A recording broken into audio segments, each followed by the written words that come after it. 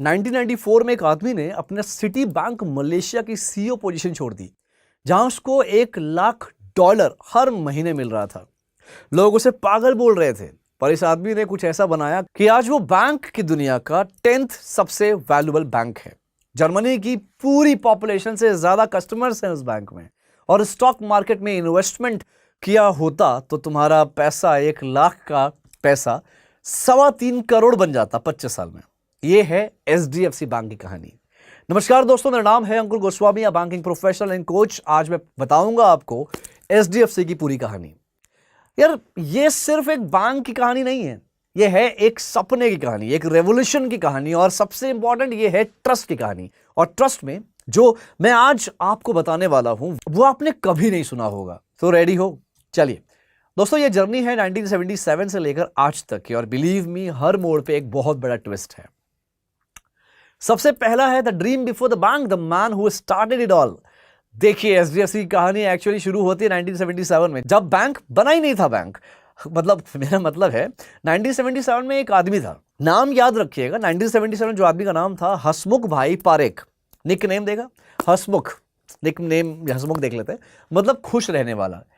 पर यार, इस इंसान की स्टोरी कुछ अलग ही लेवल की है। सूरत के एक बैंकिंग फैमिली में पैदा हुए, गांधीयन एरा में बड़े हुए, और उनकी मां ने उन्हें एक इतनी सिंपलिसिटी सिखाई कि पूरी जिंदगी मिडिल क्लास घर में रहे।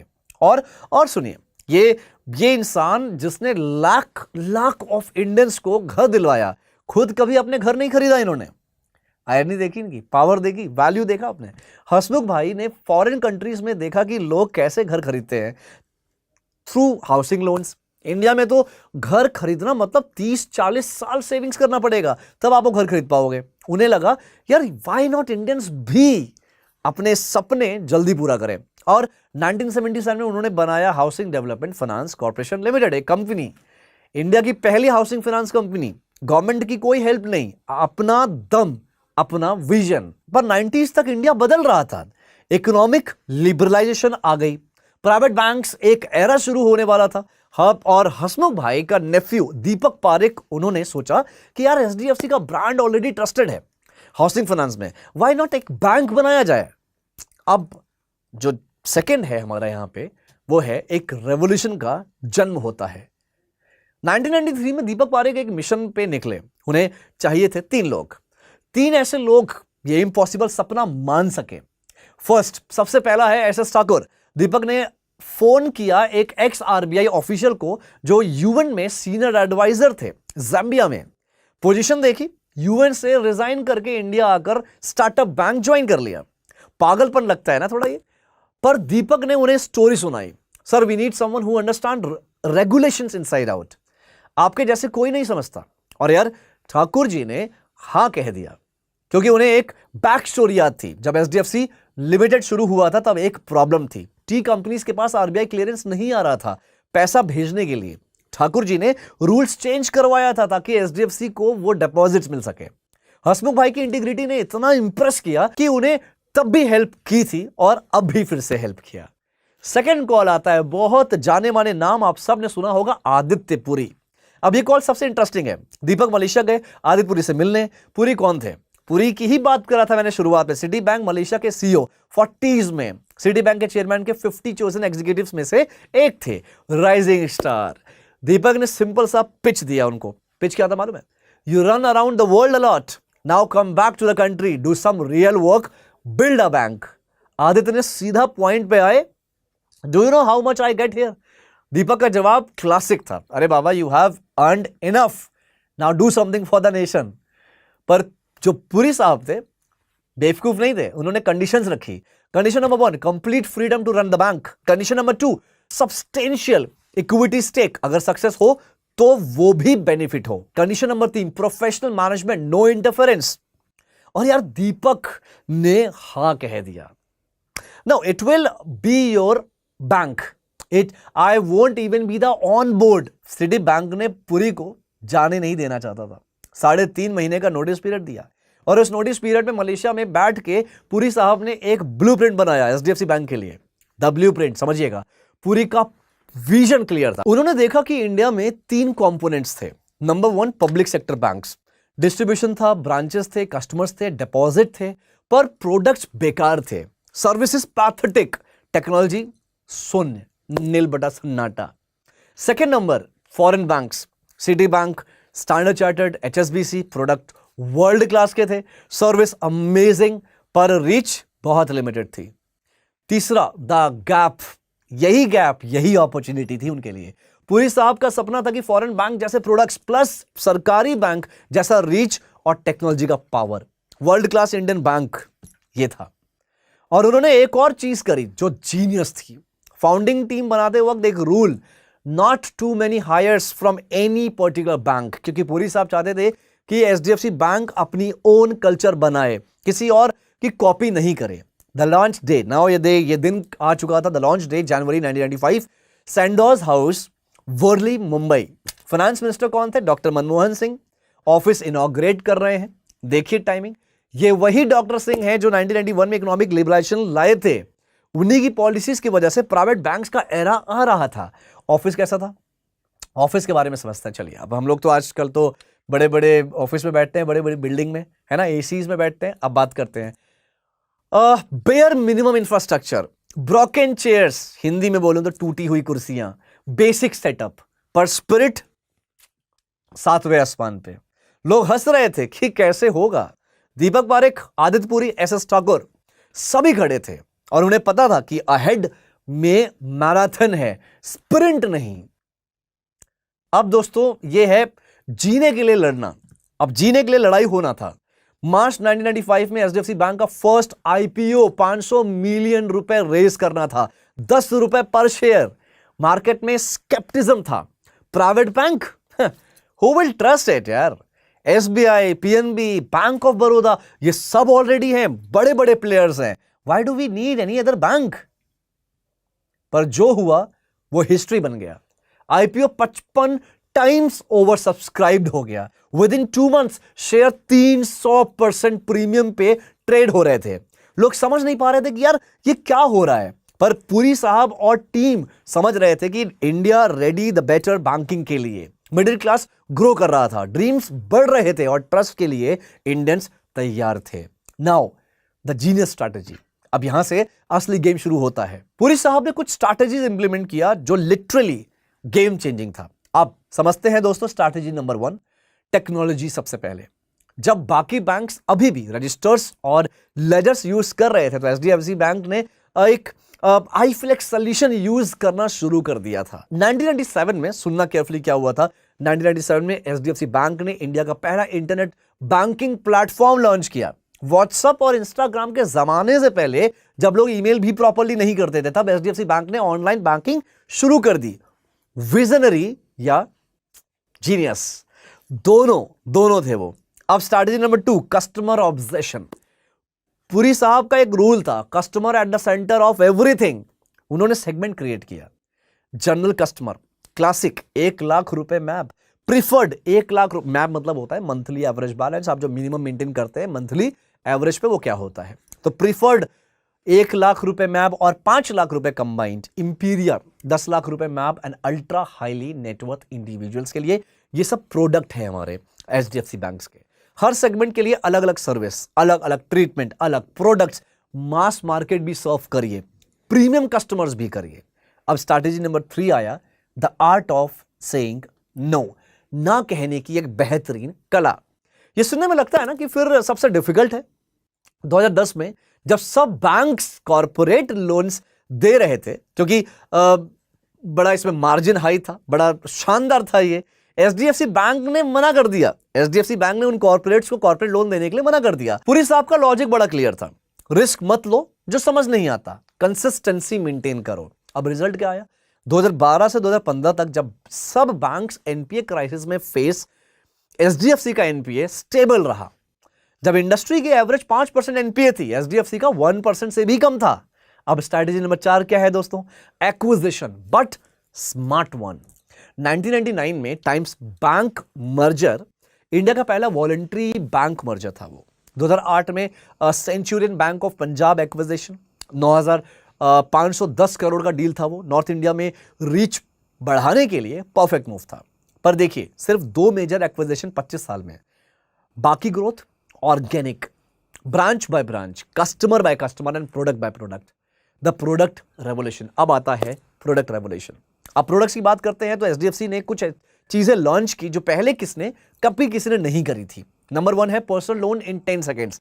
भाई 10 सेकंड में पर्सनल लोन हाथ में आएगा आपके, मतलब अकाउंट में आएगा आपके। 10 सेकंड, एटीएम पे जाओ, अप्लाई करो, अप्रूव, काम खत्म। नंबर 2 क्रेडिट कार्ड, 2017 तक 9.25 million credit cards, market leader बन गया क्रेडिट कार्ड में। तीसरा मोबाइल बैंकिंग पाइनियर, 2000 में मोबाइल बैंकिंग लॉन्च किया, 2000 में किया था यार, आज से 25 साल पहले। 2000 में जब नोकिया 3310 फेमस था, कौन सा था वो, नोकिया का टोन था ना कुछ। चौथा है पेज़ैप, डिजिटल वॉलेट, जब पेटीएम भी नहीं था। पांचवा है ईवीए, मतलब extended visual assistant, AI chatbot जो 23 लाख क्वेरीज हैंडल करता था एक महीने में। हर प्रोडक्ट में एक कॉमन थीम था, पता है क्या? कन्वीनियंस। कस्टमर को बैंक जाना नहीं पड़ेगा, बैंक कस्टमर के पास आएगा। ये सिर्फ एचडीएफसी बैंक ने किया था, एचडीएफसी बैंक ही कर सकता था। अब बात करते हैं ट्रस्ट फैक्टर। क्यों इतना ट्रस्ट है यार? ये क्वेश्चन जरूरी है, इतने बैंक्स हैं इंडिया में, फिर लोग एचडीएफसी को क्यों ट्रस्ट करते हैं? चाहे मैं एक रिटेल कस्टमर की बात करूं या कॉर्पोरेट की बात करूं, ज्यादातर लोगों का जो ट्रस्ट है वो है एचडीएफसी बैंक। रीजन नंबर 1 पता है क्या? लेगेसी। एचडीएफसी लिमिटेड की लेगेसी 1977 से हाउसिंग फाइनेंस से शुरू हुई थी। एक जनरेशन ने देखा कि एचडीएफसी ने उनका मां बाप को घर दिला दिया, ट्रस्ट ऑटोमेटिकली ट्रांसफर हो गया उनके मां बाप से उनके बच्चों पे। Reason number 2, never broke promises, कभी इन्होंने वादा नहीं तोड़ा। कंसिस्टेंटली 20% ग्रोथ हर साल, deposit safe, return consistent, no scandals, no scam, no betrayal. जब 2008 में ग्लोबल फाइनेंशियल क्राइसिस आई, सब पैनिक कर रहे थे, एचडीएफसी बैंक ने क्या किया? Business as usual, growth maintain करी, कस्टमर कॉन्फिडेंस मेंटेन करा। और रीजन नंबर 3 क्या है? The Puri factor. पुरी मतलब अपने आदत पूरी, द पुरी फैक्टर। 26 साल एक ही CEO, consistency, stability, predictability. Puri का लीडरशिप, पुरी साहब का जो लीडरशिप था, लीडरशिप स्टाइल बड़ा यूनिक था यार। वो हर दिन 5:30 बजे ऑफिस से निकलते थे, वर्क लाइफ बैलेंस बिलीव करते थे। सही सुना दोस्त, सीईओ जो है कंपनी का, वो 5:30 बजे ऑफिस से निकल रहा है, वर्क लाइफ बैलेंस में बहुत बिलीव करते थे। वो मोबाइल फोन नहीं यूज करते थे। इमेजिन करिए बैंक का सीईओ जिसके पास मोबाइल नहीं है, पर ऑफिस में tough task master, fair but form, team player, credit देते थे, ग्रजेस नहीं रखते थे। अब रीजन नंबर 4 है innovation with safety. HDFC bank ने कभी क्रेजी रिस्क नहीं लिया, क्रिप्टो में जंप नहीं किया ब्लाइंडली, फिनटेक कंपटीशन से डरते नहीं थे, पर अपनी पेस पे इनोवेट करते थे। Now the numbers don't lie. Trust की सबसे बड़ी प्रूफ पता है क्या है? नंबर। जुलाई 1996 में 1 लाख रुपए इन्वेस्ट किया, सितंबर 2020 में 3.26 करोड़ बन गया, 326 गुना रिटर्न। सेम टाइम पे सेंसेक्स ने सिर्फ 14 टाइम रिटर्न दिया। एचडीएफसी बैंक ने सेंसेक्स को 23 टाइम बीट किया। कस्टमर बेस चलिए समझते हैं, मार्च 2024 तक 93 मिलियन कस्टमर, मतलब जर्मनी की पूरी population, complete population of Germany, जो कि आज एचडीएफसी के कस्टमर्स हैं, उससे भी ज्यादा है। बल्कि ब्रांचेस की बात करें तो 8,735 ब्रांचेस, 20,938 एटीएम्स और 3,836 से ज्यादा शहर और गांव में है ये। मार्केट कैप की बात करें 2024 में $145 बिलियन, इंडिया की 3rd लार्जेस्ट कंपनी। दोस्तों यहां पे इसके बाद आता है the dark clouds, the RBI ban, दिसंबर 2020। क्या हुआ था समझते हैं। देखो यार, हर सक्सेस स्टोरी में चैलेंजेस आते हैं, और एचडीएफसी बैंक के लिए वो मोमेंट था, दिसंबर 2020 में आया। नवंबर 21 नवंबर 2020 प्राइमरी डेटा सेंटर में power failure, internet banking crash, mobile banking down, payment system fail. और ये पहली बार नहीं था, नवंबर 2018, दिसंबर 2019 पहले भी आउटेजेस हुए थे। आरबीआई ने क्या किया? एक्शन लिया। 2 दिसंबर 2020 का ऑर्डर, पहला ऑर्डर नंबर 1 था stop issuing new credit cards, जहां एचडीएफसी मार्केट लीडर था, वो रोकने के लिए बोल दिया गया। नंबर 2 है stop all digital business activity under digital 2.0 programme. Number 3 इन्होंने जो रोक लगाई, fix accountability, shock industry shocked, customer worried, stock price 2% गिर गया, पर देखो reaction. New CEO Shashidhar Jagdishan, जो पूरे अक्टूबर 2020 में, पुरी साहब जो हैं, जो अक्टूबर 2020 में रिटायर हो चुके थे, तब ये जो नए भाई साहब हैं, नए जो सर है, इन्होंने ज्वाइन किया। immediately apology. We have not lived up to your expectations. Please accept our sincere apologies. Plan submit किया, short term, mid term, long term fixes, technology infrastructure में massive investment, cloud migration, new talent hiring, data centres, backup systems, और promise किया we will fix this, give us time. 17 महीने बाद अगस्त 2021 में RBI ने partial ban lift कर दिया। Credit cards वापस, डिजिटल इनिशिएटिव्स का वेट जारी रहा। पर यह क्राइसिस ने क्या सिखाया, इसको समझते हैं। क्या सिखाया इसने? कि परफेक्शन नहीं होती, मिस्टेक्स होती हैं, पर अकाउंटेबिलिटी और ट्रांसपेरेंसी बहुत मैटर करती है।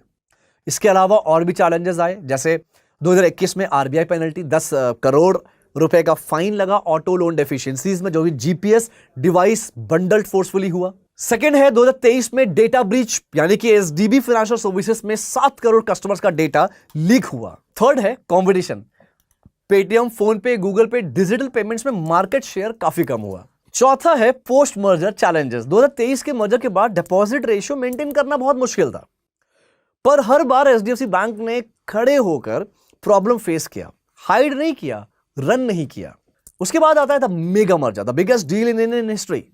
क्या है ये? 4 अप्रैल 2022 अनाउंसमेंट, जो सब वेट कर रहे थे पर किसी को बिलीव नहीं हो रहा था। एचडीएफसी लिमिटेड, जो पेरेंट कंपनी हाउसिंग फाइनेंस है, और एचडीएफसी बैंक, जो सब्सिडरी बैंक है, दोनों मर्ज हो रहे थे। डील साइज कितना था?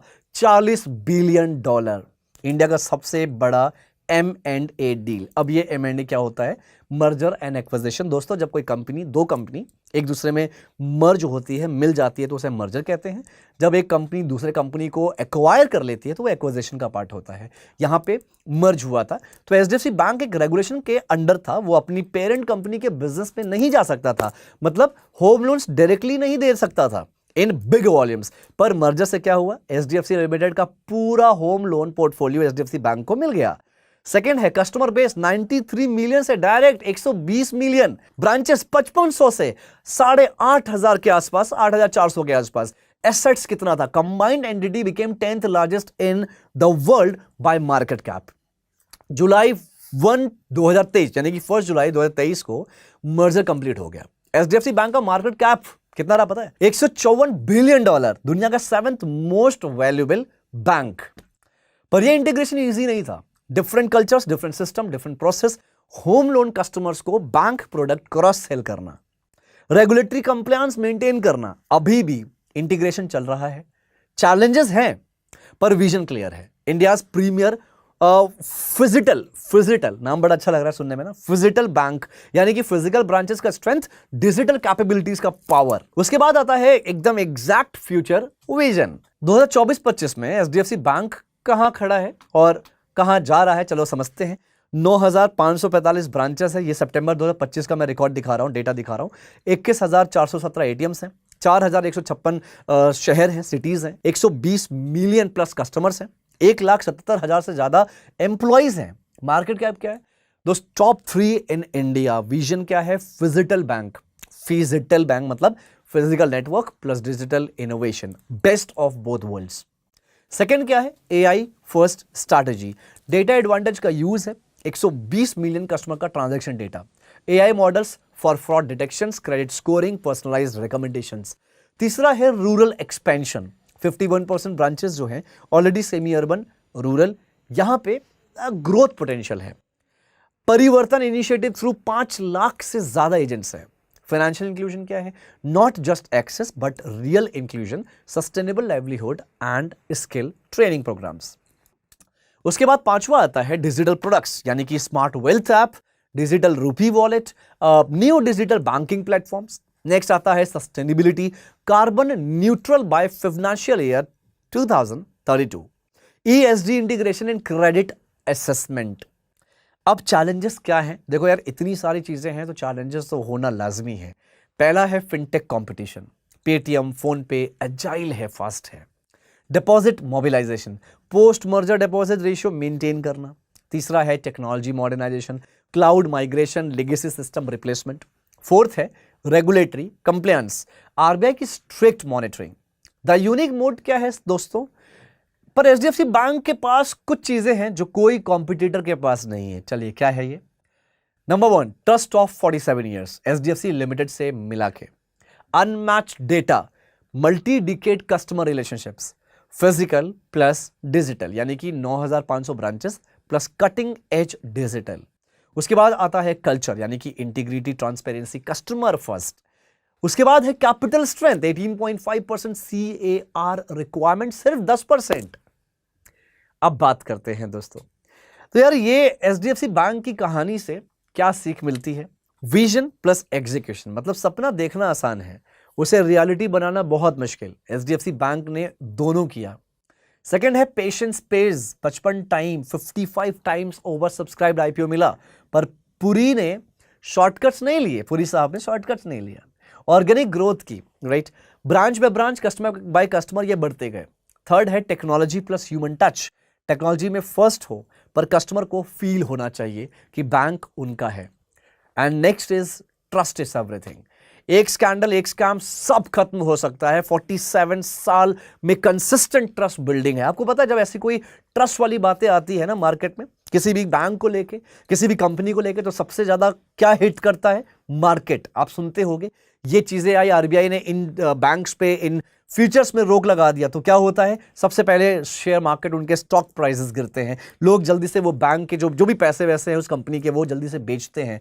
तो ये सारी चीजें बहुत बहुत मैटर करती है, इसलिए ट्रस्ट बहुत बड़ा रोल प्ले करता है। नेक्स्ट है leader create leader, that's true man, true. Puri साहब ने जगदीशन को 26 साल ट्रेन किया। Smooth transition, culture continue. उसके बाद आता है challenges define you. RBI ban I, data breach हुआ, एक्सेप्ट करा, फिक्स करा और फिर मूव ऑन किया। और फाइनल थॉट क्या है दोस्तों? 1994 में जब आदित्य पुरी ने सिटी बैंक मलेशिया छोड़ के इंडिया आए, लोग हंस रहे थे, ये क्या कर रहा है। 2020 में जब वो रिटायर हुए, एचडीएफसी बैंक इंडिया की सबसे वैल्यूएबल बैंक था, दुनिया का 10th मोस्ट वैल्यूएबल बैंक था वो। पुरी साहब ने एक इंटरव्यू में कहा था, if I look back 26 years seems like yesterday. From my first office with broken chairs to now, what we have achieved in this time is incredible and doesn't have too many parallels globally. और यार वो सच बोल रहे थे, क्योंकि HDFC bank सिर्फ एक bank नहीं है, ये एक रेवोल्यूशन है, ये एक प्रूफ है कि इंडियन ब्रांड्स ग्लोबल लेवल पे कॉम्पीट कर सकता है। ये एग्जाम्पल है इंटीग्रिटी और ट्रांसपेरेंसी से बिजनेस किया जा सकता है। ये टेस्टामेंट है कि अगर तुम अपने कस्टमर को सेंटर में रखो तो सक्सेस अपने आप आएगी। आज जब आप एचडीएफसी बैंक की ब्रांच देखते हैं तो ये, या ऐप यूज करते हैं या क्रेडिट कार्ड स्वाइप करते हैं, तो रिमेंबर करिए, याद करिए, ये सिर्फ ट्रांजैक्शन नहीं है, ये 47 साल का सपने का, मेहनत का, ट्रस्ट का रिजल्ट है, नतीजा है। तो ये थी एचडीएफसी बैंक की कहानी। कहानी एक बैंक की, कहानी एक बैंक की नहीं, कहानी एक रेवोल्यूशन की, कहानी एक सपने की जो रियलिटी बन गया। और सबसे इंपॉर्टेंट, ये कहानी अभी खत्म नहीं हुई है। एचडीएफसी बैंक का नेक्स्ट चैप्टर अभी लिखना बाकी है और हम सब उस चैप्टर के विटनेस हैं। Keep banking, keep trusting and keep dreaming. दोस्तों ये कहानी अगर दिलचस्प लगी हो, अच्छी लगी हो, ऐसे ही कुछ और भी एक कहानी आप सुनना चाहते हैं, या ऐसी केस स्टडीज चाहते हैं, या आप चाहते हैं कि किसी बैंक जो टॉप बैंकर्स होते हैं उन पे मैं कोई ना कोई ऐसी अनटोल्ड स्टोरी लेकर आऊं, तो कमेंट बॉक्स पे ज़रूर डालिएगा। और इस सेशन को, इस चैनल को सब्सक्राइब करिए, BFSI करियर 24/7। अपना ख्याल रखिए। Thank you so much. मिलते हैं किसी और सेशन में।